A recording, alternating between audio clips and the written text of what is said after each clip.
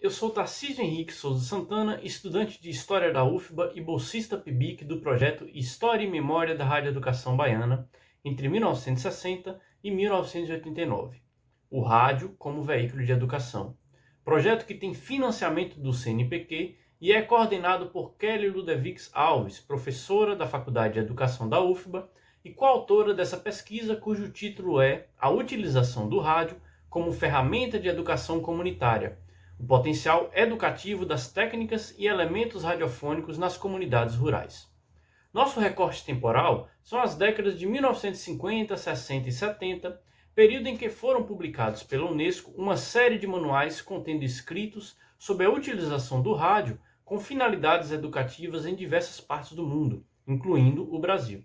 Essas publicações tratavam da implementação de amplos programas de educação fundamental via rádio, orientando como profissionais deveriam atuar em políticas educativas, elencando os elementos da linguagem radiofônica e buscando incentivar a utilização desses elementos para seu emprego na radioeducação em países ditos subdesenvolvidos.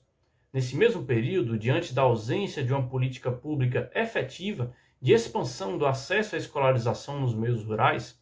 se intensificava no Brasil o uso do rádio como ferramenta educacional formativa e alfabetizadora para atingir as comunidades rurais, sobretudo nos estados das regiões norte e nordeste do Brasil. Esse processo ocorre em grande parte através de emissoras católicas, que desde a década de 1950 passaram a veicular programas educativos por meio de projetos como o CIRESE, Sistema de Radiodifusão Educativa de Sergipe, e o Movimento de Educação de Base, o MEB, que nasceu de uma parceria feita em 1961 entre o governo federal e a Conferência Nacional dos Bispos do Brasil, CNBB, com a finalidade de abrir escolas radiofônicas nessas regiões para atender a população não alfabetizada, com aulas de linguagem, aritmética e conhecimentos gerais, veiculadas diariamente com a presença de um monitor para interação com os alfabetizandos.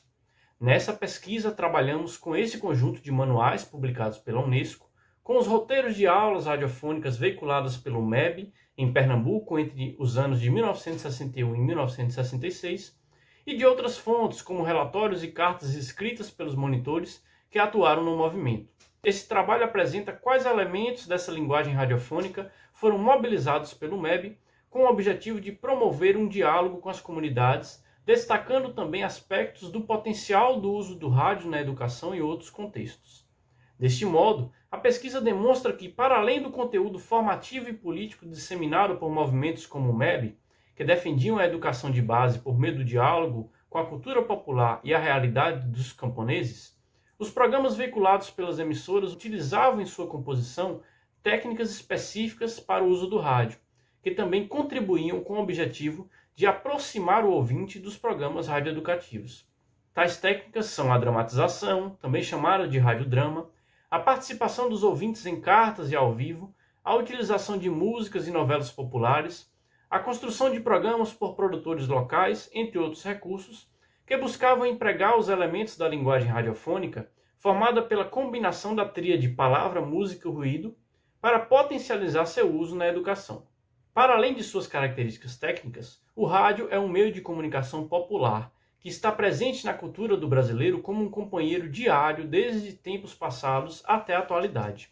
Segundo o mapeamento realizado em 2019 pelo Atlas da Notícia, o rádio é o meio de comunicação predominante no Brasil, correspondendo a 35,5% do total. Acrescente-se a isso o fato de que durante a pandemia não foram raras as notícias sobre a utilização do rádio para a veiculação de conteúdos educativos por parte das redes municipais de ensino, sobretudo aquelas localizadas nas regiões rurais do Brasil.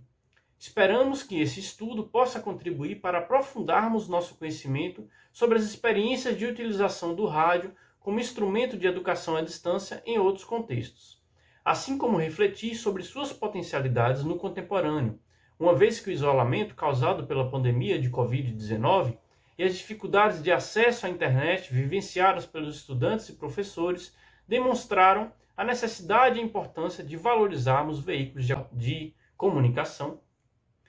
que possam alcançar, sobretudo, as pessoas que vivem nas regiões mais distantes dos centros urbanos, onde as condições de acesso à internet são ainda mais precárias.